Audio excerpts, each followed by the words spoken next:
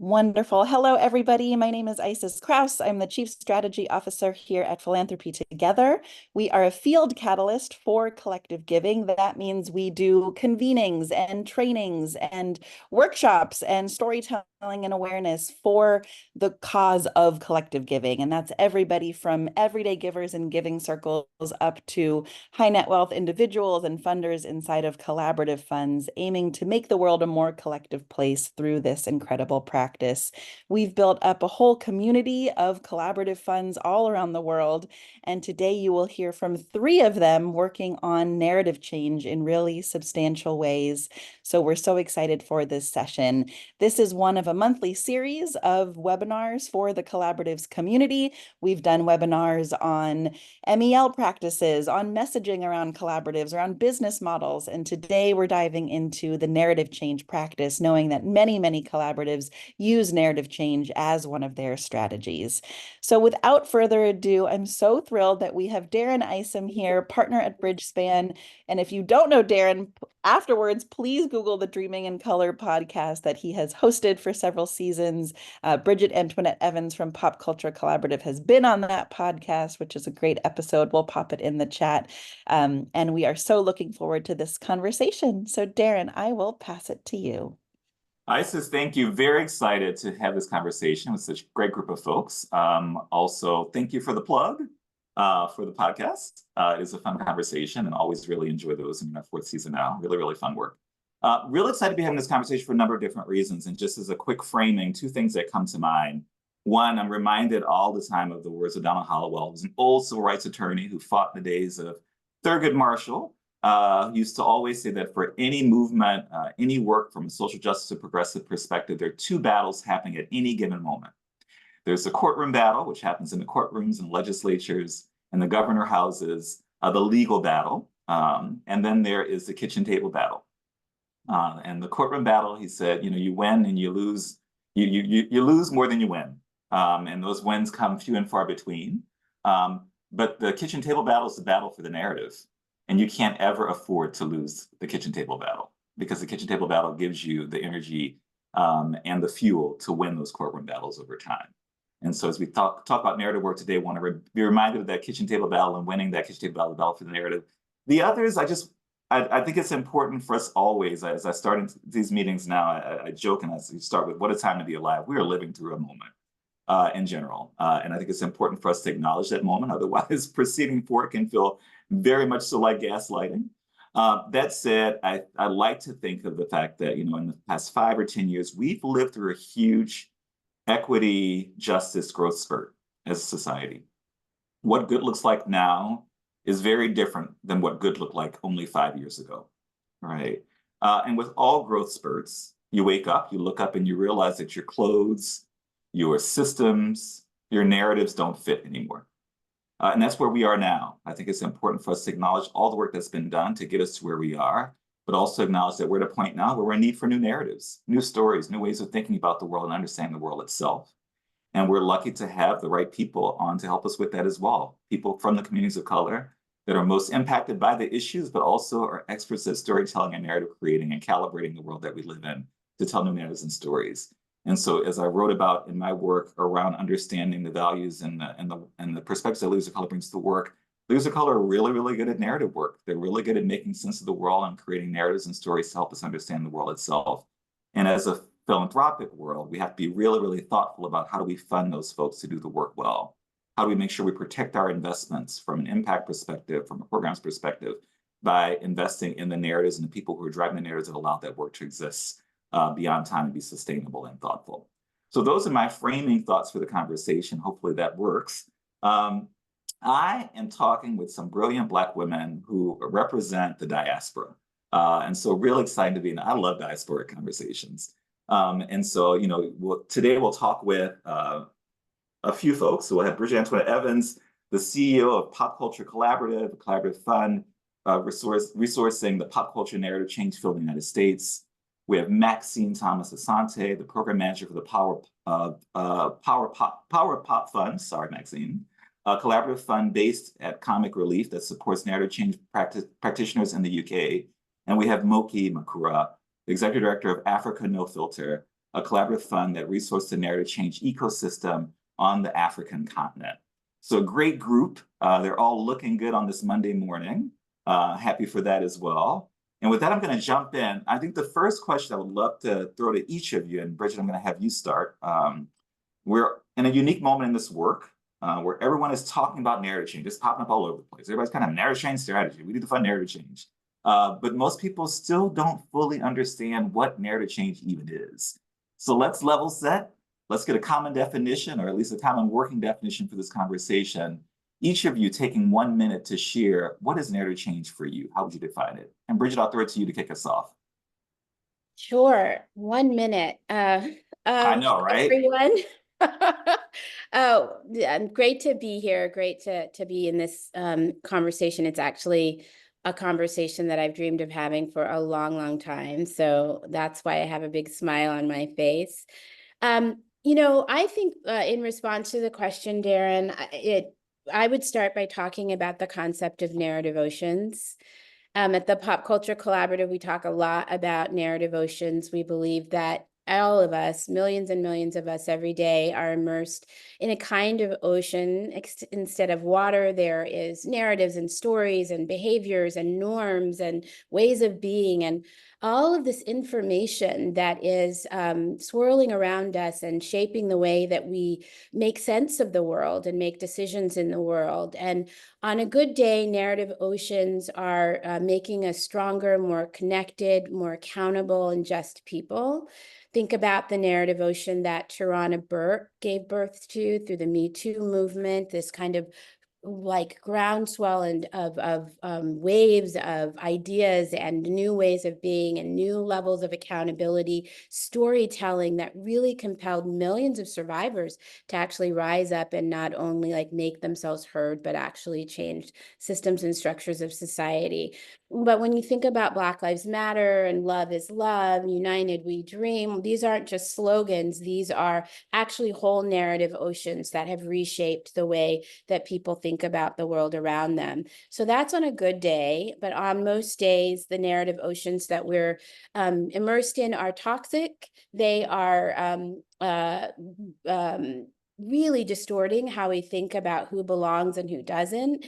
They are, and on a more serious level, these narrative oceans are actually separating people from their families and jailing people in prisons and preventing us from accessing critical health care. And in some cases, they're taking our lives. So transforming these narrative oceans is actually really urgent work. And I would argue that it is the work, that narrative change work is the work of transforming narrative oceans, not just shifting the narrative or doing a communication strategy. It is about a systems level approach to a systems level problem, which is the sort of coordinated, interconnected, immersive narrative oceans that actually feel like reality to people and are actually shaping at large national and societal scale how we think, but also the systems and structures by which we live and make decisions that impact all of us.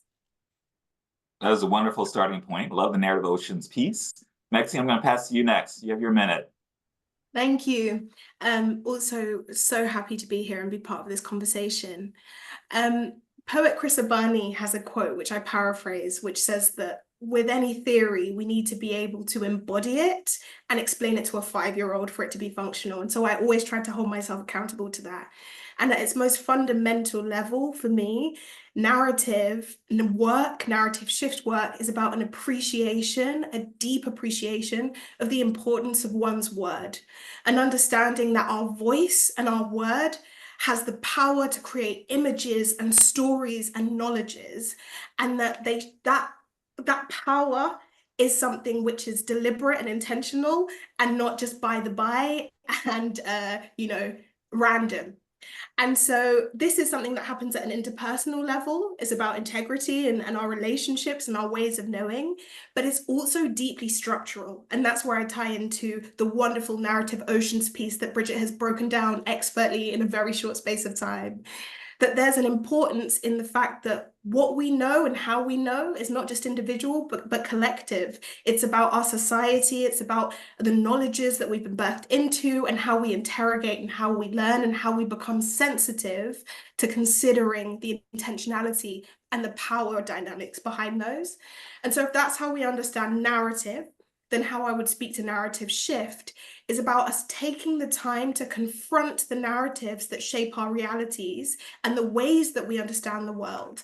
And this goes deep. This is about our legal fictions. This is about the institutions which we trust to govern our societies. It's about the way that we construct our relationships and our families and our households and our communities.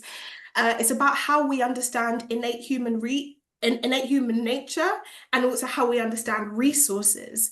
And once we really appreciate the importance of narratives, and we can begin to interrogate the way that our existing narratives cause harm, we can also start to think about the types of narratives that we can introduce and shape and propose that bring hope, that bring vision, that bring creativity and energy into our world, into our communities, and into our societies. And that has the opportunity and the potential to change our futures and really inject life and freedom. And that's the area that I'm interested in. Thank you. Me too. I'm all about any narratives that are going to give us some hope and some freedom. I'm down for sure. Moky, you want to close this out there with how would you define narrative change, narrative work?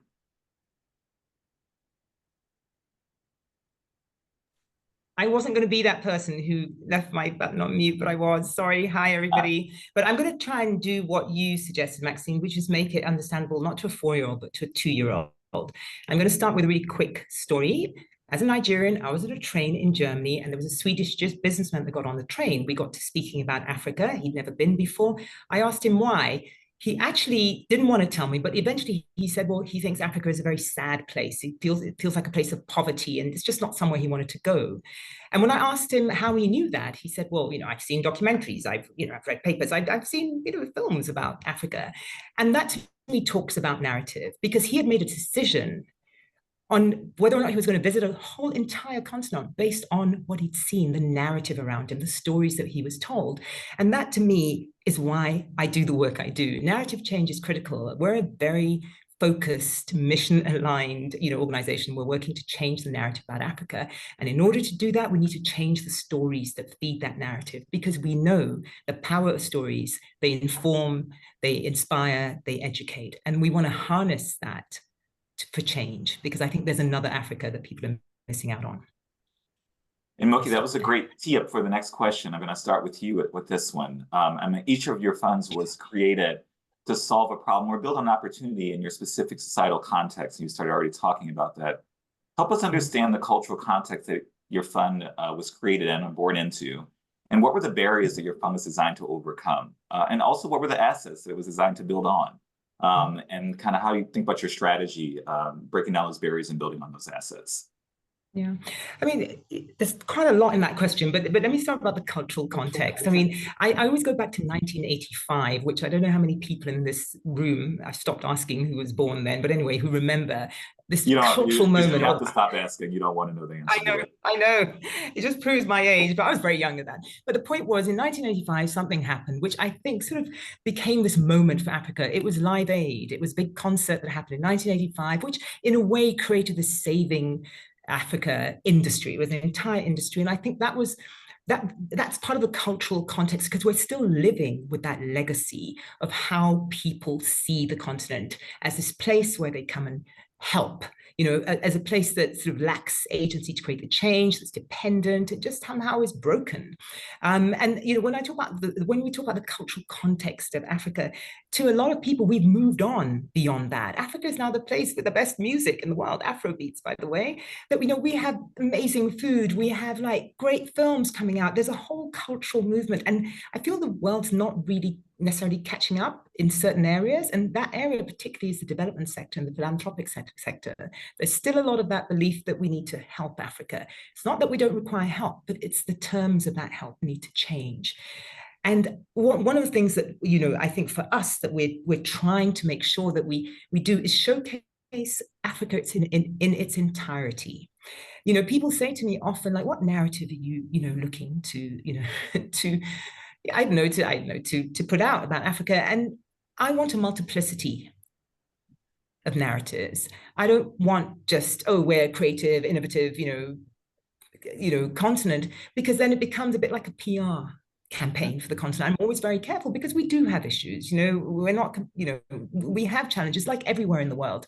So for us, I know the context of which we started and what we're working on now, I feel that times have changed. I mean, we talked about Black Lives Matter. That had a huge, I think, impact on the work we do, because we suddenly gave us space to talk about being African and what that meant.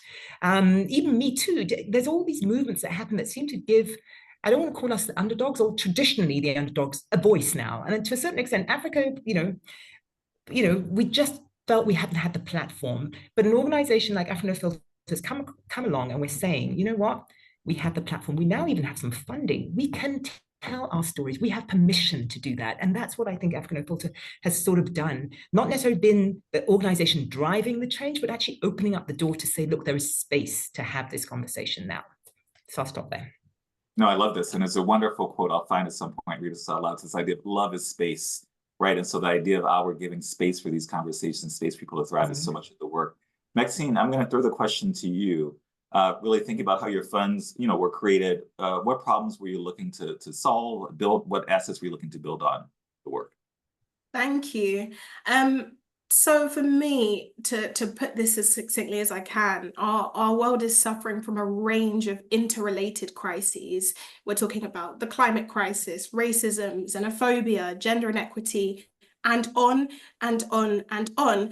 And part of the challenge has been that historically we're trying to solve these issues one at a time. But when you dig right down to the core, there's a central thread that perpetuates many of these harms: our extractive economy, the narratives we tell ourselves about the innate greed of humanity, which then kind of just justifies and legitimizes exorbitant greed in the global north.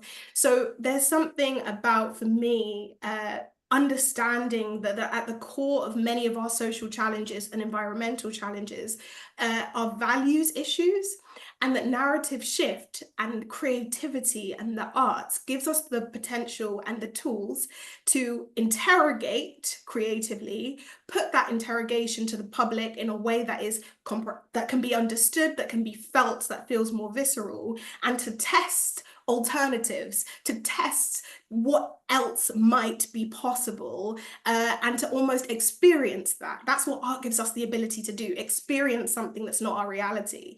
And so using entertainment and artistry as a tool, which is through the Power of Pop Fund and the Pop Culture Association with this narrative shift work, we're able to really grapple with what it means to look at the thread between many of the challenges that we're trying to ameliorate, mitigate, overhaul, transform, and try to look at alternatives and put to new audiences and new communities what other values we could introduce into this conversation. Values of love, of care, of Ubuntu, all of these values which actually which would give us the platform and foundations we need to create different change, to create change.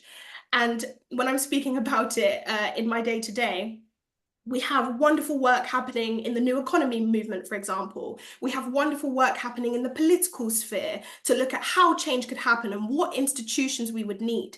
But none of it succeeds without culture. My undergrad is law, my postgrad is social policy. None of it works without the culture, without people feeling it and actually practicing it. And so what we're hoping to bring, I feel, through the narrative shift work and through the pop culture work, is how we can make it feel so tangible that it feels viable to the public. Because some of the challenges with the economic changes and the political changes we need to see can't succeed until our society feels that a different future is viable. And so our job for those working in narrative shift and cultural shift is to demonstrate through the tool of artistry, creativity, and entertainment what is possible, and then support those doing this work through other kind of infrastructural methods to collaborate and co-conspire for different futures. So for me, that is the problem we're trying to solve.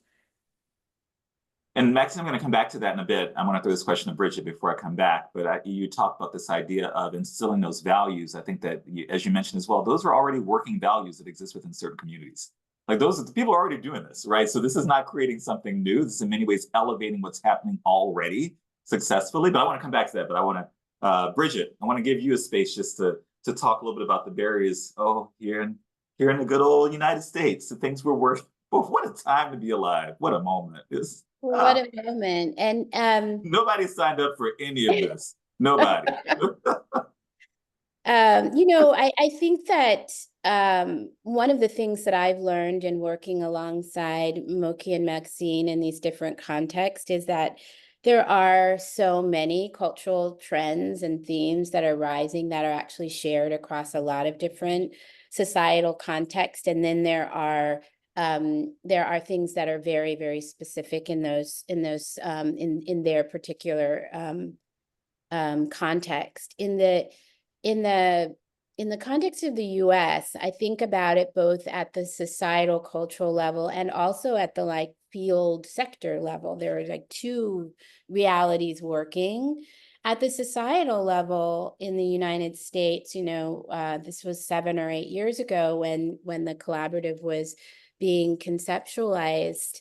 You know, the growth of social movement and the philanthropy to support social justice movement at the like organizing and policy level was really expanding. There was actually many more funders in that work. What was happening is that as these movement leaders were engaging with more resourcing in building power at the policy level, they kept running into this like brick wall of progress. And, you know, for those like Rashad Robinson at Color of Change and Ai-jen Poo at the National Domestic Workers Alliance, you know, they took the step back and looked at the wall and inspected it and discovered that the wall was culture, that no matter what policies they were actually successfully advocating for, if the cultural landscape, if the narrative oceans, if the personal consciousness of people was not aligned with those policies had very little power to actually take root and actually like achieve the kind of real societal transformation that they were designed to do.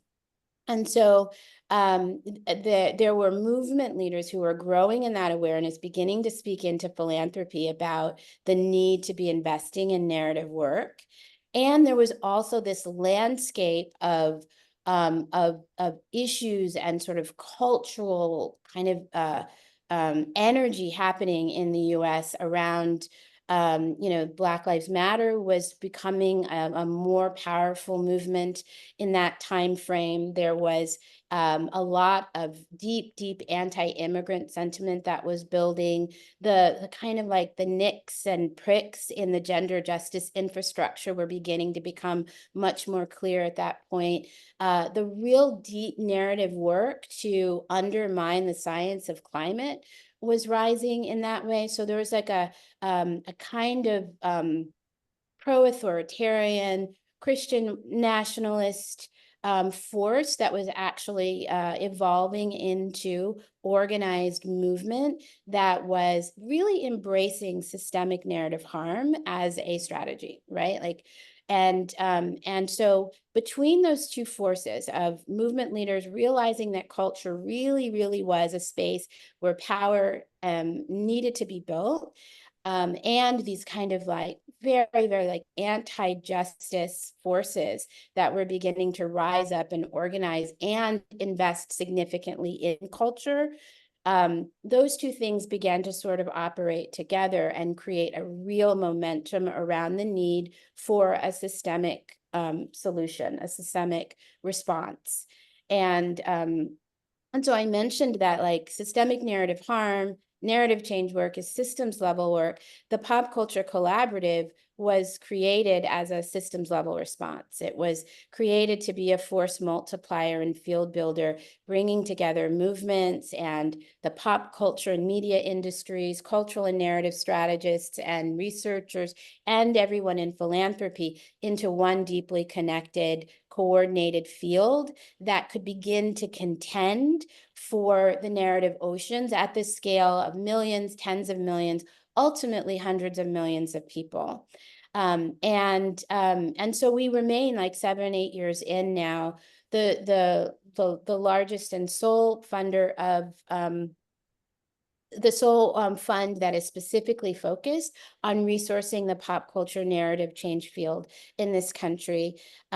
We have organized about $60 million so far into the field. We are quadrupling our size over the next 7 years because the field has actually measurably and dramatically grown, and the narrative assault, the sort of, is so extreme. At this point in the US, the use of narrative and culture to undermine systems and structures, to denigrate democratic institutions, to just wash away decades and decades of civil liberties progress is so extreme that actually we need to be investing significantly more in narrative in the US context. And that's why we're sort of restructuring ourselves and scaling in order to meet what is now sort of a field of thousands of practitioners who are engaged in the work across all of these sectors. And the one thing that I would name in terms of the other context, which I would consider to be an asset that we have significantly leaned into, is, you know, we made a couple of key choices early on. One is that we fund at the pop culture level, and we fund narrative change work inside the pop culture context, because we recognize that pop culture is the most influential arena in which people are making meaning, making decisions, making sense every day. So if we are trying to sort of advance justice and create this kind of deep transformational change, you absolutely have to be working in pop culture. And we have made the decision, and we have created the fund that is able to do that. And the second thing is that we fund holistically across a number of investment strategies that are designed to create a connected, resource, coordinated field that's capable of contending at the narrative oceans level. So we fund leaders. We have a couple of really powerful leadership cohorts in which we're resourcing social justice leaders to rise into the sort of cultural guides, cultural stewards of society, helping people make meaning and really contending with the emotional lives of millions of people. We fund content through our Becoming America Fund. We fund over 60 content creators in every cycle to work together in narrative networks to really seed new narrative oceans and create that immersive experience of, as Maxine said, the future that we know is possible, pluralist and just future that we know is possible. I mean, and the third thing that we fund is infrastructure, and that's probably our largest area of investment. And if I could say it 1,000,000 times, I would try to say it within philanthropy, that if you're trying to invest in narrative, you cannot actually stop at funding content, because without the narrative infrastructure that supports people to operate as a field, supports their core capacity, their research, their networking and convening spaces, their ability to learn and strategize together, and the ability of funders to actually see and be able to respond and build portfolios around the work of fields, then the content is not actually going to be able to do the job that it's designed to do. So it's through that sort of integrated strategy that we've been able to build a field that is, you know, making progress, is already contending with an audience of 100 million people across the country, and is really leading in each of these like peak moments in our context, whether it is family separation at the border or the racial reckoning or elections, et cetera. They are, the Pop Culture Collaborative grantees are at the forefront. They are leading and shaping and moving narrative strategies, and really have been responsible for a lot of those key cultural moments. Thanks, Bridget. I want to come back at some point and talk a little bit more about what you're learning as you roll out the strategy and how you're scaling as there's potential and impact opportunities. But Maxine, I want to go to you next. And you pointed out that the Power Pop Fund started with deep collaboration with local communities and the importance of local communities in the work. I would love for you to chat a little bit more about why it's so important to start on the ground with the communities who are, you know, both impacted by, infected by harmful narratives, but also in many ways possess such powerful narratives that need to be scaled and thought about in different ways? Thank you so much for putting that to me. And it's a wonderful question. I'm just going to start by picking up with a point Bridget made about the unique context and how that shapes how you engage. And the Power Pop Fund is operating in the UK, and the UK is the heart of empire. It means something significant to be operating in the United Kingdom. We're based at Comic Relief, which has offices in London. And I find this fascinating because London and the UK has both been the heart of empire in many ways, relevant especially to the organizations on this call, but it's also been a site of resistance. It also drew many of the African leaders in the mid-20th century that went on to, you know, organize liberation and revolutions in their country to overhaul coloniality and to reinstate and reimagine what Africa could look like later on. And so there's something really pertinent about what it means to be doing narrative shift work in this context of, you know, how like deep oppression and powerful resistance. And so to your point, Darren, and thank you for allowing me to take that detour, you are absolutely right when you say that we are leaning into histories of resistance and challenge. We're not necessarily starting anything new. We may be reframing it. We may be clarifying how we speak about it. We may be offering new language for us to actually really distill specifically what we're talking about. And we offer an immense vote of gratitude to our colleagues in the States and people like Bridgit and Moky who have done so much fantastic work that are giving us more language and more frames in which we can really interrogate this. But I really double down on the point that you're implying, Darren, about how this builds on histories of resistance. And when I first met Bridget, we had an interesting just mull about why this is starting in the racial justice space. What is it that draws Black women to this? What is it that draws racial minorities to this and gender non-conforming folks? And there is something about that deep marginalization, which means that we don't have an alternative but to demand something different.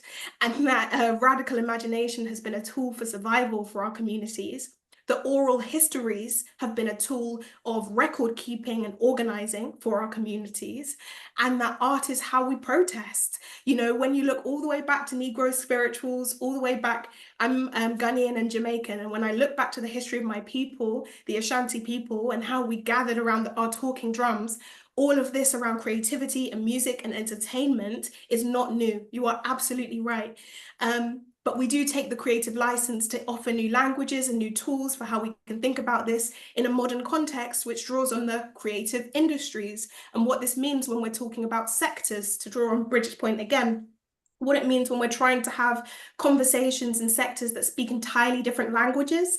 So we may talk in social justice about communities, and then when we're engaging with our peers and our colleagues in the entertainment sector and they're talking about audiences, and we're saying, well, actually a lot of the time, especially in the contemporary moment, your audiences are gathered in communities where they're ready for the content and they're producing the content and they're changing it and evolving it after it's been produced and interrogating it and creating new context to build on that piece. And for us, that's what pop culture is about. It's not just the content itself, but it's also how society and how communities interrogate it, reshape it, engage with it, play with it, use it for our own ends.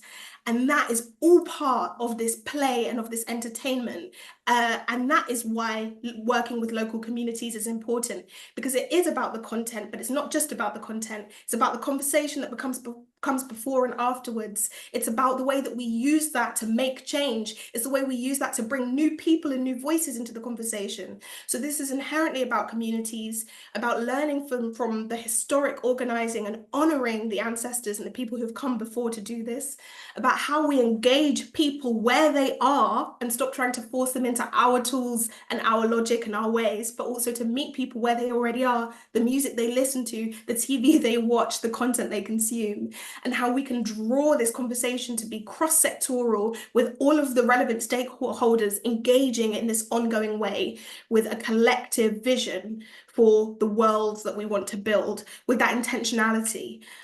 So that's how I would put the significance of collaboration with communities, be that local communities in terms of place, ideological communities, you know, specialist communities in terms of skill sets and expertise, and all of those communities and audiences are really pertinent to how we're trying to advance pop culture as a tool for justice with intentionality and vision. Thank you, Maxine. Ooh, that was a fun response. We're over here, we have an election going. Let me know if you want to come over and help, because the way you're framing things around here, we could use that energy for sure. Moky, I want to throw it to you next. The question I have for you is around, you're taking an entrepreneurial approach as you built out Africa No Filter, launching new businesses and other infrastructure. And I would love for you to talk a little bit more about that. I also want to acknowledge that when I threw this question out earlier, like, what do you mean by entrepreneurial, right? And I might throw it back at you. And I've since had time to think about that. And when I think about entrepreneurial, I think about it's being responsive and reflective, and really being able to think about what's needed in the moment and building out in a way that's smart and thoughtful. But I would love for you to take entrepreneurial in a different direction and let me know what that question means to you. No, I love your direction, Darren. So I'm going to take the cue from you. But for us, being entrepreneurial, we are working in a space on the continent that's been pretty wide open. I don't think to date there is a narrative change organization or anything close to what we are doing on the continent. And the irony is that we are entirely funded by US funding. So it's not an area that's recognized on the continent. Even funding of the creative industries from a philanthropic perspective is not, because we're deemed to have so many more larger issues like health and education. And, you know, I think, Maxine, to your point, none of this stuff changes unless the narrative around the continent changes. And before I just go into entrepreneur, I really want to just talk about the fact that, you know, the work we do, and I think the example I gave, you know, about this German gentleman was, it implies that we're looking outward. We're trying to change the way the world sees Africa. And to a certain extent we are, but actually my focus more is about changing how Africans see ourselves, because it really does impact on, you know, investment in the continent, on, you know, migration out of the continent. It impacts on so much. But on the entrepreneurial question, it's really about the space being so wide open, the opportunity is there. You know, I get excited because it was like, hey, here's a blank sheet of paper. What do you want to do? And one of the first things that we did, and we do research, so it's not kind of just plucking, oh, it's a shiny thing, let's go for it. But one of the biggest initiatives I think that we did, and after we did research to find out that actually if you were in Nigeria or you were in Kenya, you were reading exactly the same thing about Nigeria or Kenya that somebody in Europe or America was reading about, because media in Africa was getting all of their news from the international media outlets. So it was Reuters and AFP, and we realized there was a gap.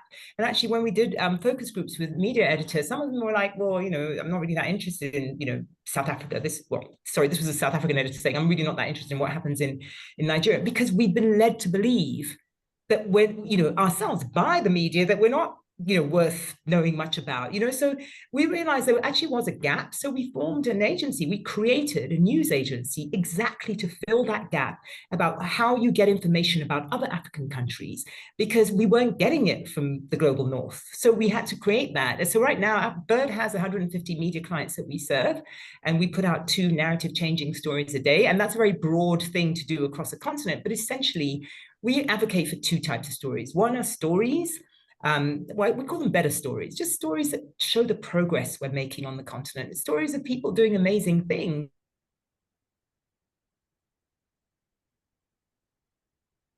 It looks like we lost Moky's Wi-Fi. I'm sure he'll come back. And so while we wait for her to come back into the conversation, I'm going to shift a quick question to you, Bridget. Initiatives that show that we are making. And she's back. Sorry, I think it's did I disappear for a bit? It's fine. No, totally. Keep going. Oh, I was saying my best stuff just then. But anyway, I was talking about the fact that we want to tell better stories, but we also want to tell stories better. And by stories better, we mean take the difficult stories that still exist. For example, if you've been following world news, you might know they had massive protests in Kenya. And it was young people actually going out on the street protesting against the finance laws, and they actually got them changed. Now, you could tell that story in a way which typically has been told that, oh, Kenya is descending into chaos, you know, there were gunshots, you know, young people are being shot at by government, it's conflict. It's the typical way stories about Africa are usually told. But actually, we put out a story about how actually, you know, Gen Zs are, you know, out there doing their thing. You know, they've gone off social media, they're now on the street. So we really told it about it and made it into a story of agency, young people taking agency to create the change they wanted to see. So, you know, that's what we do with Bird, but we've also done things like a global media index. We looked and we ranked the top 20 leading global media outlets on how they cover Africa. And we did that because nobody had done that. People are always saying, hey, we don't like CNN or, you know, Al Jazeera, whatever it is. But we wanted to take an evidence-based approach and say, okay, well, how are they actually doing it? And then let's turn it from research into an index, which becomes much more of an advocacy tool. So yes, I have, you know, projects for days I could tell you about, stuff that we just cannot start doing because why not? And there's no one stopping us. And, you know, it's a wide open space in this narrative change work. So I'm certainly loving the entrepreneurial approach. It means that we are very nimble. We can be quick, and people are like, oh, what's Africa No Filter doing now? Keeps them on their toes. That's what I say. You gotta keep them guessing. You gotta keep them guessing for sure. And I love I want to make space. We're gonna switch soon to questions from the audience. Before I'm gonna ask a question, and then we'll go to questions from the audience. I do want to just note three things, Moky, that you made me think of in your piece. One, we were talking about this earlier. This idea, there's this wonderful term in a French term called necropolitique. This idea of communities only exist when they're dying, right? And so how do we create a liberation politique? How do we talk about communities as living and thriving, right? What does that look like? And also the importance of like reframing the narrative. My mother always says that whenever Florida bans something, we should call that a win.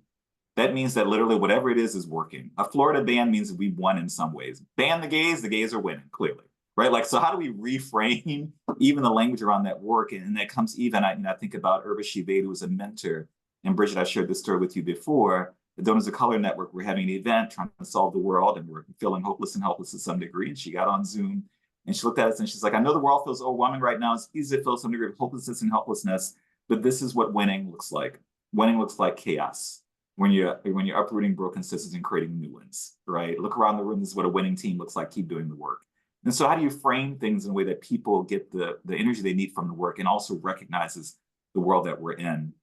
Before I jump to questions, I just want to ask a question. Many people in this session are earlier in their journey into narrative change philanthropy. I would love for you guys to share, and yeah, I'll leave you to jump in, meaning Maxine, looking at you. What is the most important lesson you'd like for them to hold on to as they dive into this work? And what pitfalls can they avoid? Such a brilliant question. If I could point to one piece which is challenging, I would say that we as individuals have also been shaped in the narrative oceans and the toxic narrative oceans, which Bridget referenced earlier. And so there's an unlearning and a relearning and a creativity and a play that is required for us to be prepared to do this work. And once we accept that at the personal level, as operationalizing this work, people operationalizing this work, funding this work, we also need to take that approach. The how is as important as the what, and we need to interrogate how we've done things before and how they've perpetuated certain narratives and how we can do things differently. And that goes to the core operations of the narratives that we put out, how we report, how we monitor. You know, Mel was referred to, right? Monitoring and evaluation was referred to right at the beginning of the session, how we organize our staff teams, how we organize our meeting spaces, and how we encourage the play and the creativity, which is inherent to the work, to also be inherent in the way that we operationalize the work. And so I would request that anybody interested in doing this properly starts out from a place of curiosity, from a place of integrity and intentionality, and uses that to spark the work and to continue it and deliver it in a way that reflects and honors what we're trying to achieve. That feels really important. Okay. Thank you. And Bridget, I'm going to throw it to you as well, because you've already started talking about this around this piece around infrastructure and supporting infrastructure. So I would love you to chat a little bit about that infrastructure piece, and more importantly, how you thought about scaling the work that you're doing with that infrastructure piece being centered in that as well. Yeah, I'm so curious as well just about what questions are coming up for people. So I'll try to be really brief. When we started out thinking about how to fund across the pop culture narrative change field, We based our strategy on a theory of change model that was called the Stories as Solutions model, which I developed some years ago, actually, with Ai-jen Poo at the National Domestic Workers Alliance when we were in the earliest stages of thinking about how to scale narrative change work and to approach it at the systems level. And there are like 4 stages of growth and evolution in how to fund. And the first stage was laying the ground, which was really about like, you know, multiple years of investment in the infrastructure of a field, the leadership, the core capacity, convening and networking, researching, and funder organizing, like that is the ground upon which everything stands. So it's important to actually like invest deeply in that infrastructure at that level. And then the second stage is about like building, you know, we called it organizing the field. I also think about it as like building the beloved community around the work, which is very much about like activating those kind of nodes of network and convening space and making sure that individuals who have historically been like on their own, siloed, making their projects, you know, conducting their campaigns, etc., are now seeing themselves as part of a field and are beginning to develop the habit of working together as a field. And the role that philanthropy can play to really create the supports that enable people to operate as a field is very, very significant, not just as a convener yourself, but actually creating the grant making priorities that enable fields to actually gather on their own terms in their own spaces. The third area is like seeding the new narrative ocean, and that's really about like creating the conditions, the highest level of conditions for people in a narrative change field to be able to make content and experiences, and also to release that content into the world in a way that kind of builds a call and response, so that that film is you know, pinging against the podcast, against the news story, against the the rise of new leadership, the rise of big new ideas or ways of being, like all of that starts to begin to swirl and create that momentum in a new narrative ocean. And ultimately, if those 3 stages are really kind of moved through by funders and field working in partnership, you get to like a new way of life moment, a kind of tipping point moment where you can sort of evolve into the 4th stage, which we call making fiction real, when the world that has been imaged in the ocean through pop culture and other storytelling is so vivid and so real that people not only desire it, but they're demanding that that fictional world be real. Then you have this environment in which you can actually pursue structural changes that make that fiction real and make that the world that everybody's actually living in. And so I really do think that investment in infrastructure is critical across all of those 4 stages, but really understanding that it's absolutely critical, and it makes great sense for narrative change grant making to happen in stages and to be evolving towards the conditions for a field of coordinated practitioners to be able to work together to transform narrative oceans at scale. Thanks, Bridget. And encourage others to ask questions and put them in the chat, please. Happy to have them. I got a direct question. Someone asked a question of basically asking about, what does it look like to fund this work well? What does it look like to fund as a funder? What does it look like to be good at funding this work? And more importantly, how do you hold yourself accountable as a funder to the success of the work outside of simply offering money and funds? And so I don't know, Bridget, that seems like a question for you. Moky, would love your thoughts as well. What does it look like to be a good funder in the space of narrative work? Yeah, and it sounds like, how do you bring other funders into the work?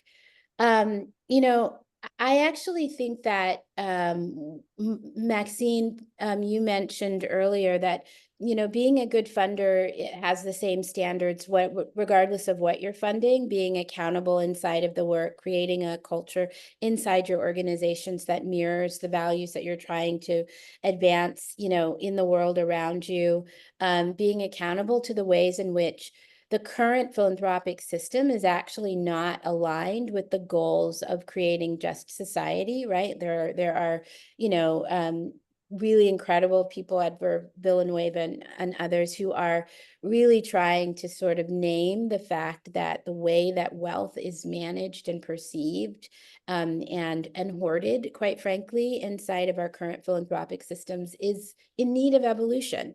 So like being a part of the movement that is evolving philanthropy in a way is about, that's what, you know, being a good funder looks like in general. In the narrative context, what we found to be really, really critical is, number one, taking the lead from the narrative fields and communities that we're resourcing. So creating the systems that allow for like deep participatory strategy design and narrative priority setting at different points when you're developing your portfolios is absolutely critical, because narratives actually rise out of community and into national context. And when you're working in the pop culture context, the scaling is about taking these like brilliant narrative ideas and norms and actually scaling them into strategies that can be experienced by millions and millions of people at the same time. So that kind of connectivity and accountability to field and community is very, very important as well. And then I think in terms of like engaging other funders, particularly those who are working in issue fields, I think one thing that I find effective to say and important to say is it doesn't actually matter what issue you are working on. You can be absolutely certain that systemic narrative harm is blocking your progress. It is the wall. There is a wall, and your grantees, the communities that you're working with, are getting like bloody and bruised foreheads running into that wall in their work if you as a funder are not also resourcing them to take on the narrative and cultural barriers and build strategies to overcome them. So talking with funders about the ways in which narrative barriers are preventing progress around the issues that they're focused on or that they're most passionate about has been the like most effective way for us to actually engage more and more funders in the narrative change grant making space. And also really naming that investing in ecosystem and infrastructure is the starting point for building a narrative change portfolio, not an afterthought. Thank you. And of course, you ask and you shall receive. I received like 30 direct questions as we close out in the last 3 minutes. Sorry, guys. And so I'm just going to pick one. I would love for you guys to share what does success look like in 5 years, in the next 20 years in the work? So 5 and 20-year marking point. Moky, you got some success thoughts on success and what it might look like?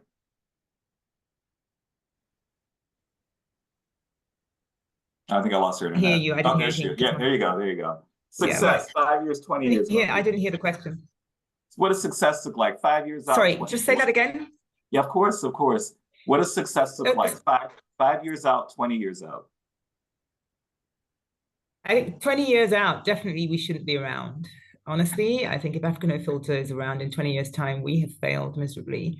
Even though I know narrative work takes time. But yeah, 5 years' time, I want us to move into much more of an advocacy space and supporting creatives, less of a grant maker, only because it's not a sustainable long-term model to give out grants. I mean, I don't know. I love the fact that you're growing. Bridget, you're growing, you're getting more money. Our funding is going downwards. But yeah. Got it. Maxine, you look like you got excited about the 5 year, 20-year question. Any thoughts? I love a vision question. I love it. I can't help it.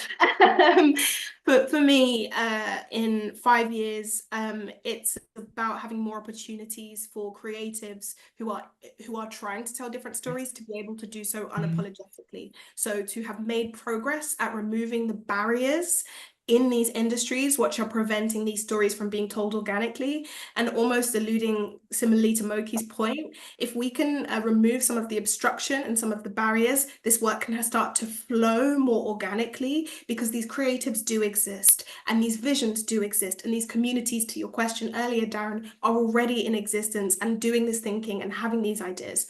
So if we can support as a collaborative fund, as a pooled fund, to support with the removal of some of the obstruction, conversation, that's what success would look like. And then to have, to borrow some of the language that's been put into this conversation, generally pluralistic narratives, less obstruction for marginalized creatives and storytellers to be able to make, to tell, would be success for me. Got it. And just a quick, I found the quote, the Angel Kyoto Williams quote from the author of Being Black, Art of Living with Fearlessness and Grace. For growing numbers of us, our sense of survival, our sense of thriving is embedded in a sense of movement and spaciousness, an increasing allowance for more and more difference. You ask, what is love? Love is space. It's developing our own capacity for spaciousness within ourselves to allow others to be as they are. That is love. To come from a place of love is to be an acceptance of what is, even in the face of moving it towards something that is more whole, more just, more spacious for all of us. And Isis, before I pass to you quickly, I do want to just a quick check-in question and ask the folks in our beautiful panel, how are they doing? The world is an absolute mess right now, and we have to rally and move forward. But I would love to get a sense of what's bringing them joy in this moment that we're in. And more importantly, if there's anything you'd like to leave the group with from a closing thought perspective, anything you'd like to share that would bring you some peace as we close the conversation, I'm going to make space for that as well. And Bridget, I'll pass to you first with that. How are you doing?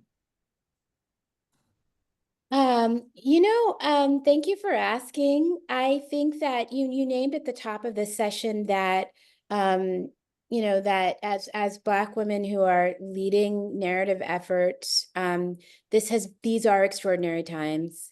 And the level of real complexity and stress and genuine creativity that is involved in the work at this time is pretty extraordinary.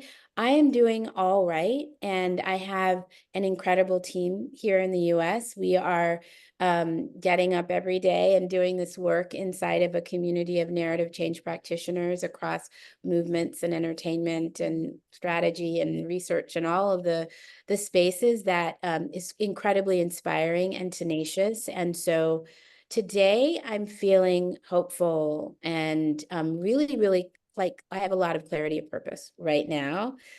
And I think what I would name just in terms of like the 5 to 20-year goal, just as a sort of put a dot on that, in addition to what Maxine and Moky shared, I would name that in 5-10 years, we really need to get to a point where narrative practitioners are no longer having to make the case for the fact that narrative work is absolutely critical to create the societies that we all need and that we can thrive within. That is the goal. That is the like tangible work that we're doing as leaders is trying to get to a place where we no longer have to make that case. Got it. And I appreciate that, Bridget. The importance of normalizing the work that we're doing and people understand the importance of that work. So we're all in a normalizing session. So that's it. We're at the hour. Isis, I want to pass it back to you to close this out. Thanks, guys, for a great conversation. Really look forward to what comes of the work. People might have to hop, but for the purposes of the recording, I'd love to hear Maxine and Moky's checkout as well, and then we can close out. I did put the quick evaluation in the chat, so please, if you can take a minute while they're closing us out, it'd be really helpful for us for future planning. Maxine, I'll turn it to you. Thank you so much. This work, entering this field, being in this role has really reminded me of the importance of my own creativity for my wellness and for my own play. My dance form is art. I grew up dancing competitively and I lost it as I grew up and became an adult and was told to be serious. And actually that creativity is also the practice of freedom, and that generates the creativity and the wellness that I need to be able to give from a full cup. And if we're saying actually that there is power and there is healing and there is innovation in that space of creativity, I would implore those on the call to get in touch with your inner child, to remind yourself of your own creativity and why it's important and the ideas that come to you in your own creative space. That is why we're doing this work. That is why we're using this tool of artistry, entertainment, and creativity. So to not abstract, but to make it personal. And really cheekily, a point was made about what funders can do. Partner. You know, there's a reason that these are collaborative funds and donor collaboratives and pooled funds, depending on the language we're using. There's a power in partnering and playing together. And I would encourage everybody to just be reminded of that. Thank you, Moky, for allowing me that minute. Thank you, Darren. Thank you, Bridget. Cool. And I'll just be really quick. I'm having the time of my life. I think the moment in time we're living in, because it's so uncertain, and you know, 1 minute you wake up, there's been an assassination attempt. Next minute, you know, people on the streets in Kenya. It shows we have so much information to access to information. There's so much going on that it just gives us the space to do what we do. I honestly think so. I don't know if everything was normal, we probably wouldn't exist. So I love it. Yeah, and some of us thrive in ambiguity. I'm reminded all the time. I lost my dad in 2019, but whenever professionally I would go to my dad with problems or issues, he'd always say, "Isn't this why you went to school?"